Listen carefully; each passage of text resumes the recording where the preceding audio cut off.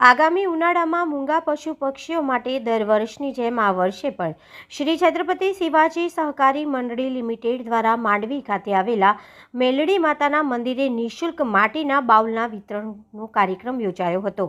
શ્રી છત્રપતિ શિવાજી સહકારી મંડળી લિમિટેડ દ્વારા આગામી ઉનાળાની કાળઝાળ ગરમીને ધ્યાનમાં રાખીને શહેરના વિવિધ વિસ્તારોમાં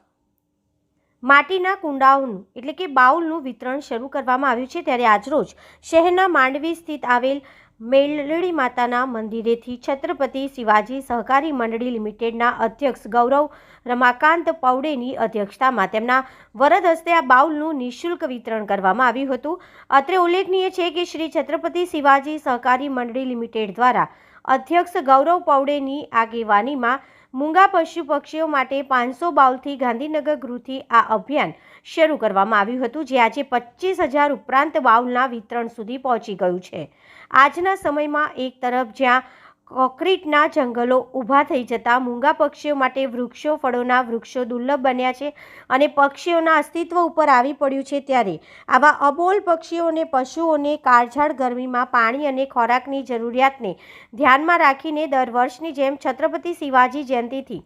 શિવાજી મહારાજના નિર્વાણ દિવસ સુધી શ્રી છત્રપતિ શિવાજી સહકારી મંડળી લિમિટેડ દ્વારા શહેરના વિવિધ વિસ્તારોમાં નિઃશુલ્ક માટીના કુંડાઓનું બાઉલ વિતરણ કરવામાં આવેલ છે। ત્યારે આજે શ્રી વીર શિવાજી જયંતિની આગામી 3 એપ્રિલ શ્રી શિવાજી નિર્વાણ દિવસ સુધી શહેરના વિવિધ વિસ્તારોમાં આ કાર્યક્રમ યોજવામાં આવશે। શ્રી છત્રપતિ શિવાજી સહકારી મંડળી લિમિટેડ તેમજ શ્રી છત્રપતિ શિવાજી રાજે વિચાર મંચના સંયુક્ત ઉપક્રમે વડોદરા શહેરમાં મૂંગા પક્ષીઓ માટે બાઉલ વિતરણનો કાર્યક્રમ 19 ફેબ્રુઆરીથી શરૂ થયેલ છે અને તે વિવિધ વિસ્તારોમાં થઈ રહેલ છે। આપના શ્રોતાઓને જાગૃતતા લોકોના સહકારથી અમે ગામના છેવાડા સુધીનો આ કાર્યક્રમ રાખેલો છે, જે 3 એપ્રિલ સુધી ચાલવાનો છે અને હું વિશેષ આભાર આપના તમામ શ્રોતાઓનો કરું છું કે તે લોકો આને આવકારે છે અને ખૂબ સારો સાથ સહકાર આપે છે। આ રીતનો સાથ સહકાર આપના માધ્યમથી મળતો રહેશે અને વડોદરાની જાગૃત નાગરિક